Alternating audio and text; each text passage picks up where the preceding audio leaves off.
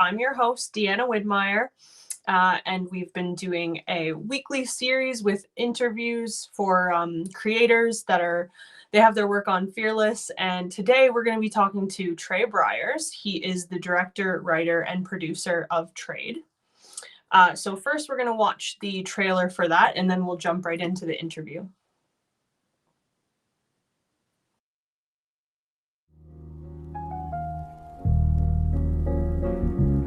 I've always known I liked men. There never was an uncertainty with me. Then why live a lie? You hustled before?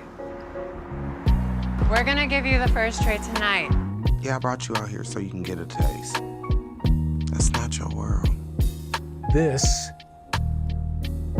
is you having it under control. Never understood how guys could hide something like that so easily. I think it's just you being bored.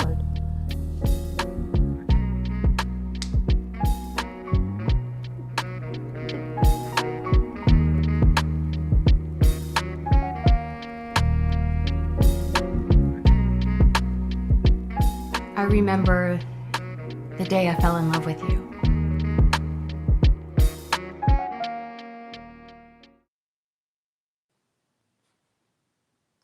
Awesome. I was just sitting here vibing to the music. Such good music in the trailer and also throughout the whole film. So that's a little teaser of Trade. Let's bring on Trey to talk a little bit more. Hi, Trey. Hello, Deanna. Thanks for How's it joining going? us. Very good. How are you? Thank you for having me. Awesome. And yourself? Yeah, great. I'd love to hear a little bit more about how you got started with filmmaking and how you ended up making Trade, how you started writing and directing and producing that story. Sure. Well, short story. I've been a storyteller most of my life. I was that kid that always told stories and entertained my friends with my dreams and different concepts that I had. And, when I went off to college, I went to school to be a corporate lawyer at first, but I just found myself bored with the idea of doing law, to be honest. And when I was in school, I took a film class, and I think it was the best class I ever had.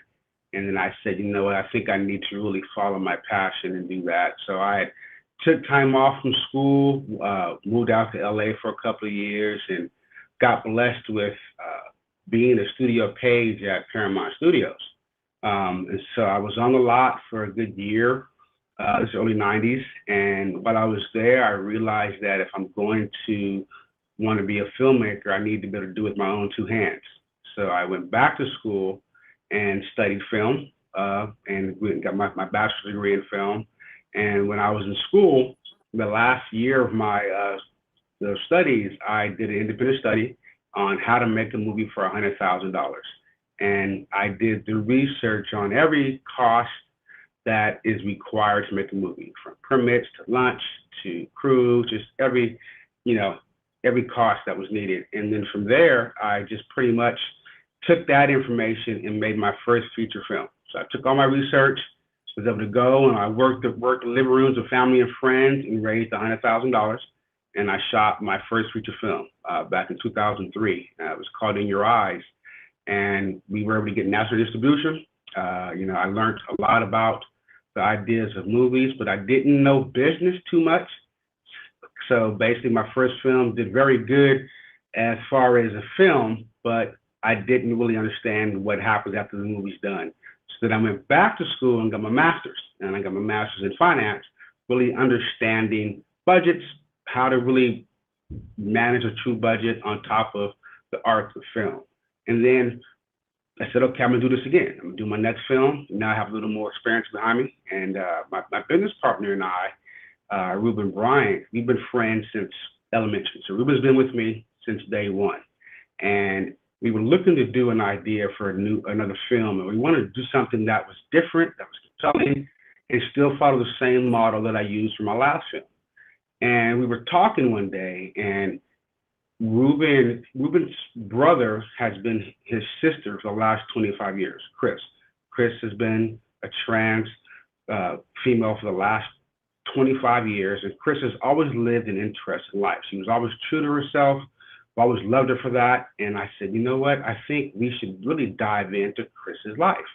And so we said, okay. We talked to Chris, and Chris ended up handing us a book that was based off her life. It was called Boulevard Girls. And so, in the early 90s, Chris used to, we're from Oxnard, California, small city in Southern California. And so, it's, back in the 90s, and it really wasn't truly cisgender. And I think we all know, in the early 90s, the LGBT community was having, its forefront of really being known. So Chris used to be a gangbanger in Oxnard, would get on the bus to go to Hollywood and would work the streets as a tram took her. And she lived that life for a long time, going through the struggles, but really always being true to herself. And so then a book was written about Chris's experiences. And I looked at Ruben and I said, you know what? We need to tell Chris's story, because Chris has always lived an interesting life. She's always been true to herself. And, me and Ruben being cisgenders, we were like, you know what? Let's do it. And for me as a writer, it made me really get out of my comfort zone and really tackle a subject matter that I knew was strong. I knew was going to have strong conversations. More importantly, I knew no one was going to tell a story like this because I was able to tell it through Chris's eyes. And so I sat down and wrote Trade. We took the same approach that we did for our last film, and we did it on our own. And here we are 2.5, 3 years later, and we've won about 10 film festivals. We're on 16 different streaming platforms, and we're seeing how telling this real story and really being honest and open about it has opened up our opportunities to do more films in the future. So that, in a nutshell, started from I was being a storyteller to being willing to take risks, and here I am. Wow, that's amazing. It's so cool to hear the backstory and learn that it was inspired by a real person's story. And from what I know, just from watching, is that it seems like you did it justice. Did you consult with Chris during the writing process at all? I did. Well, I did, but I've known Chris since I was 11 years old. And Chris is 2 years younger than me. So I knew Chris's story, so I knew, her backstory, and I knew the struggles of her being Chris and being Coco. So I was able to really tap into the things that I already knew, but also sit with her and ask her, what was it like being out on the block? What were the things you were worried about? What were the struggles you were worried about? And so I was able to take all those personal things, add some fiction to it, and then write the script. So, and I found myself writing it pretty easy because I knew where to go. Emotional. I remember those moments when Chris was growing up. I remember her taking the bus or the train to LA and then coming home. I knew all those stories. So it was easy to tap into it. And then obviously make sure I was being accurate on the process of everything she did. Sure. Okay, that's great. And I love the actor that you have for Coco. I would love to hear how your casting process rather went, how you found those actors. Yeah. Sure. So we used a casting director, Craig Capinzano, very, very good casting director. And we wanted to make sure we stayed true to the community. So we made, I said, we need to find an actor who's part of the LGBTQ community. I wanted to find an actor who understood this was going to be a tough role. And so when we were doing our casting, Tia Shanti just stood out. And the funny story was I had really cast Tia Shanti for a different role. And I liked him so much that when the role for Coco didn't work out with that actor, I knew immediately that Tia Shanti would be able to do it. And because he wowed us in the audition. And we had Chris there when we were on the audition. And a funny story, Shanti had this big smile, and Chris would sit there, and Chris was like, "You're smiling too much." I didn't smile like that. And so their relationship just took off from that point on, because Shanti was able to tap into not just the role of character, but really getting to know Chris. And so it was a perfect fit, and we were blessed. I mean, he came in and he was a hard worker, knew his lines, was on point, was willing to give of himself. And, it showed on camera. And the time that they spent together made my job easier because he knew exactly where to go in the character. That's great. That's great. What was it like directing him and the other character, Michael, I believe it is?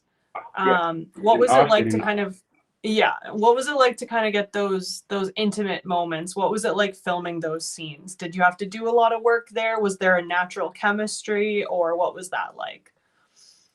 Well, one thing that I like to do is when I work with actors, I like to spend time with them off script, off camera, hang out with them, get them comfortable, not just with me, but with each other. And Austin and Ashanti hit it off right away. So I made sure when we were the first few days of filming, I made sure we were going to get those scenes with them out the way, because I wanted them to be able to use their raw emotions and raw comfortableness and show it on screen. Because that scene, I needed it to be kind of uncomfortable to become comfortable. And they made it easy for me, because they were like, hey, we got this. I sat back and I said, okay, you guys make sure let's put it on camera.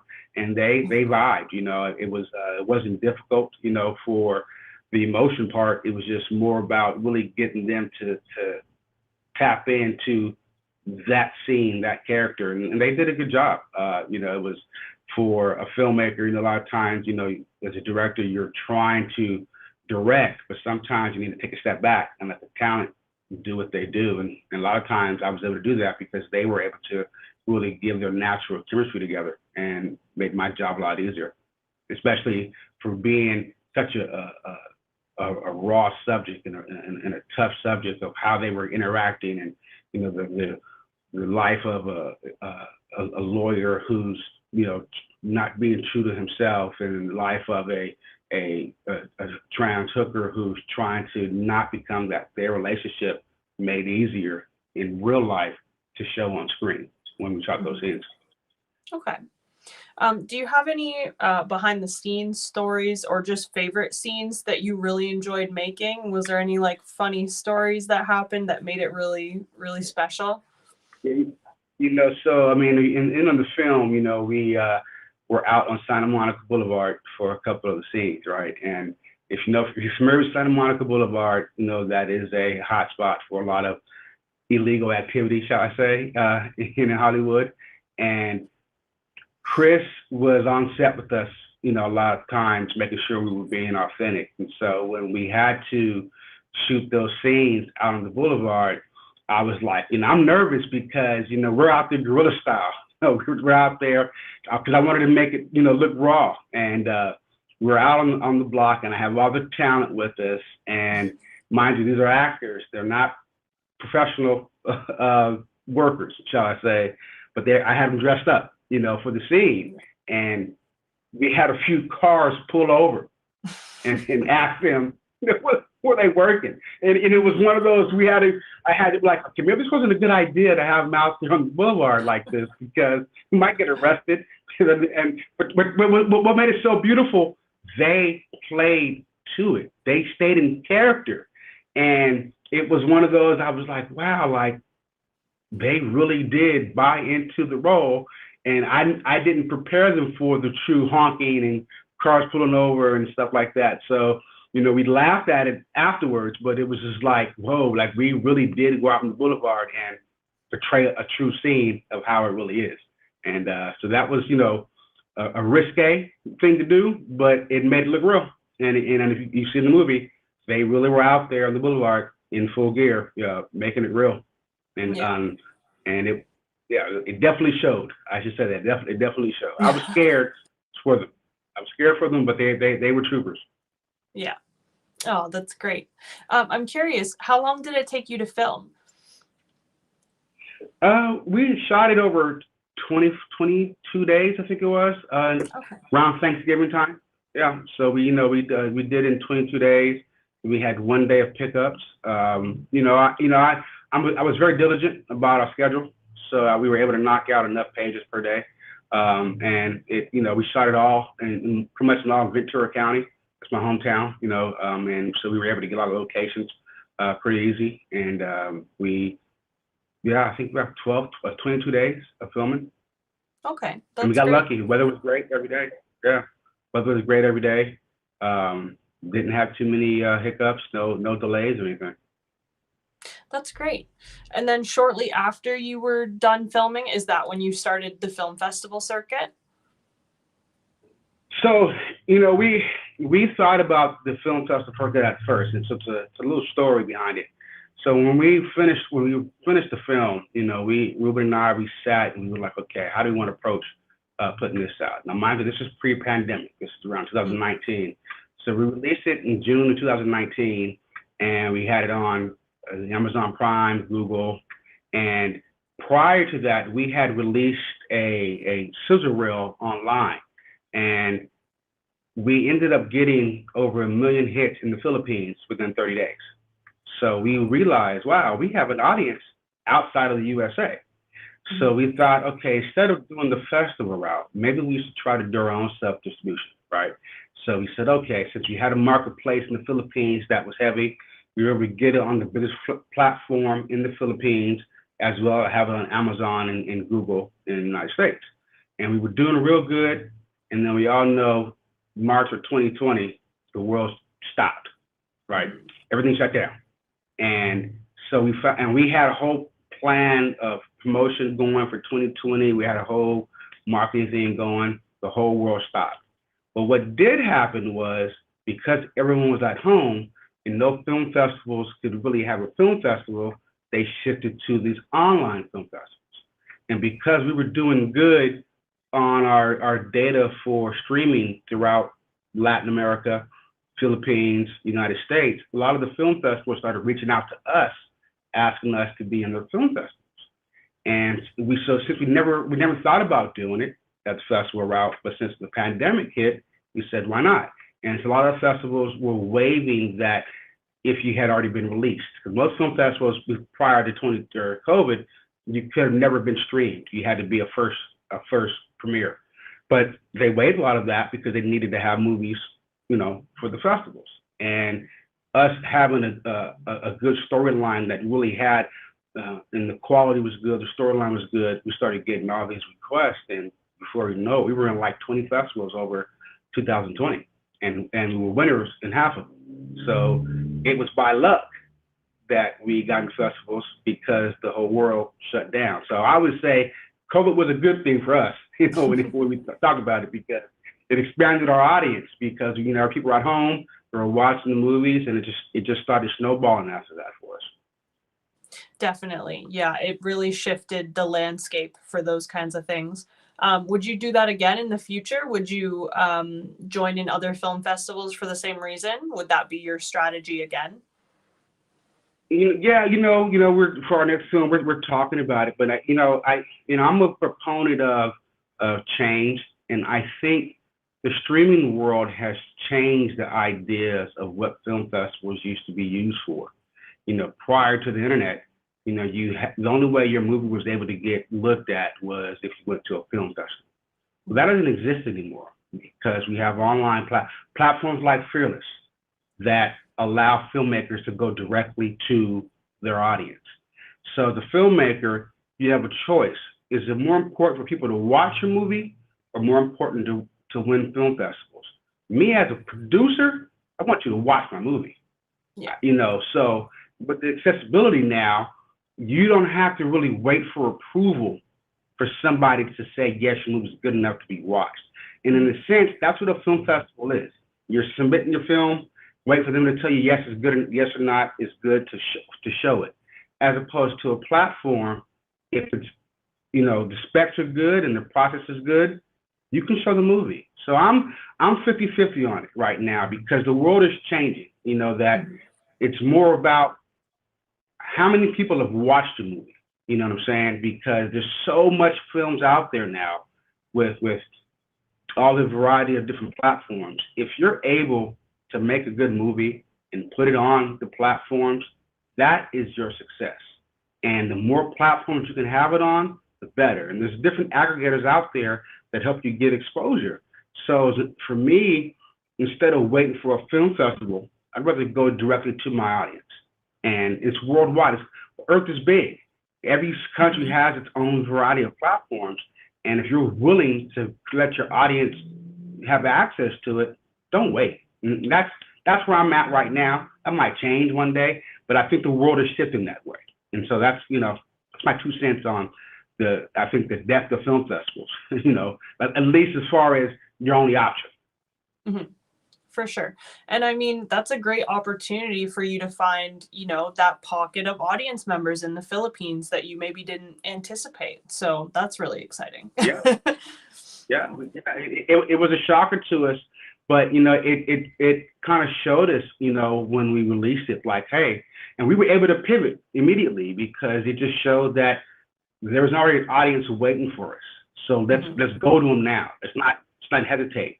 And it was a good move for us because we were the #1 film in the Philippines for about 2 months, and that was a shocker for us. So we were like, wait, like this new model works, and then we just started getting more and more opportunities, throughout the year, and our audience grew, and it's still growing. We just got notification yesterday that we were going to be in another film festival, so we're still slowly getting out there, even though we've been out for 2 years. It's just adding on more and more.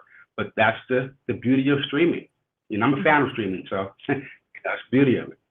Yeah, for sure. That makes me wonder, would you ever do a trade 2? Do you think there's any room for the story to continue, or? Well, not giving away, I want the audience to watch it. I left it to where there's not much more to say. Mm-hmm. I ended it in a matter of let the ending go where it's going to go. So to do a part 2, I'd have to pretty much be doing a prequel to a different story. I've been asked that many times. Thought about maybe developing a TV series for it because I think there's a lot of good characters that I really could develop in the series. So that's an option. We discussed that as well because I think that the Coco character really could develop and grow. The Cherry character, or just more importantly, knowing the struggles a lot of the trans women go through with transitioning and really having to live their true self. A lot of the stories that are told, especially, knowing Chris for 30 plus years, they're not always rosy, positive, stories. There's some struggle there. And within those struggles, there's good stories. So I feel that maybe if we were to do a series, we can really dive into the different aspects of, the homelessness that a lot of the trans women go through, the drugs, the murders, the unable to find work, the camaraderie they have to have amongst its own community, even their own social, prejudice within their own community. There's so many different stories that we can really tackle with the trade concept as a series that we talked about it. It's just, right now we have to focus one project at a time. And as our business grows, we're definitely going to revisit that over the next year or two on how to bring back trade in a different way. Very cool. I love to hear that. I do understand that you do have another feature film in pre-production. Do you want to tell us a little bit more about that? Yes, it's a film. Title's called Quate. It is, I'm all about doing films that resonate to society, resonate to the public. And we're focused right now on Next Story of really talking about the Hispanic and Black unity that we want to really show. And Quate is based on a Mexican trainer who trains a Black fighter, which is not traditional in boxing. And we're really showing how the two cultures are really similar in one. And by infusing boxing into the story, it's really going to be a family story. I look at it kind of like Rocky, what Rocky was 40 years ago. And I feel that by telling this story and really showing the social, process of how the Mexicans and Blacks can embrace one another, that we could probably create more infrastructure and more businesses for ourselves as opposed to being at odds. And so I'm using that storyline with boxing. And I'm shooting in my hometown, Oxnard, California. It's called Boxing Art. So it's really showcasing where I'm from and really bringing light to how my community is growing and how we want to embrace the new change that's coming. And you know, I don't want to give too much away for the story, but I think that if we do it right, it definitely will be an eye opener and a solid film. That's great. That's great. And you'll be writing, directing, and producing again, I would guess. Yes. It's really my partner and I. We're tackling it again, you know, but we have a bigger budget this time. So, you know, we're going to definitely try to bring out more style to it. Yes. I figure until someone can pay me to do their movie, I'll be writing most of my own movies myself. You know, that's right. Usually how it goes. Until you start getting big budgets, you kind of want to tell your own stories until somebody else can let you tell their story. Absolutely. And if you can pull from your own personal experiences and create it yourself, it really comes off as authentic, which I think is the case with Trade for sure. Do you have a preference over writing or directing? Do you like one better than the other, or do you just like creating? I just like creating. I'm one of those writers that I can't write someone else's story. You know what I mean? Like I can write my own story, but if you came to me and you said, "Hey, I have an idea for a movie. Could you write it for me?" I wouldn't know how to do that because I have the voice in my own head, and it's hard to interpret what you want to say. So writing for me is like a touch and go thing. Like I can sit down and I can finish a script in 2 or 3 days, right? Because if I power down, I can knock it out. But then I won't want to touch nothing for a year or two. So I'm not that writer who's constantly writing. I write for a mission, and then once I'm done, I'm done. Directing is, you know, is a passion for me because directing allows me to express myself and work with others. And really, you know, being a director, you have to be a very good diplomat and politician and really know how to bring everybody together. So my people skills come into that way where I like directing because it allows me to spend time with people and express, you know, my ideas and opinions. So it's kind of, you know, if I had to choose, I would choose directing more than writing, but writing, you know, for me, you know, has always been the foundation of where I start. But like I said, it's one of those to where I write once and then I'm done. Like I think I have like 4 or 5 scripts that I've written over the last 10 years, and I don't plan on writing anything new anytime soon because I already got stories that I've had that I want to develop, you know, moving forward. Sure. Yeah. It's time to execute now that it's all out of your brain. That's great. And maybe, my wife and I, we always laugh because my brain never stops. So I told her, I said, maybe when I get a little older, maybe I'll slow down and write again. But right now, it's just, there's so much going on that I probably couldn't even be good at writing anything right now. I'm so dialed in to that we're doing. For sure. And I think everyone got to take a little break during COVID and the pandemic to kind of do those introspective things, do things like writing. But now that we're coming out of the lockdowns and things, it's time to create and film and get on set. So that's really cool. Yeah. Yes, it is. Awesome. Yes, it is. Yeah. Well, that's all the questions I have for you, Trey. If you'd like to, I guess we have your Instagram here for trade _ movie. So be sure to check that out. And Trey, do you want to shout out your Instagram and your Twitter as well? We can follow you there. Sure. Yeah, my handle for Instagram is SMACKD. That's SMAKKD. That's the acronym for all my kids and my wife. And we also have Trade _ movie. My Twitter is my name, Trey _ Briars, and Facebook's the same. But yeah, I'm very thankful that you guys had me on, and Fearless has been a very, very good partner with us in streaming our film.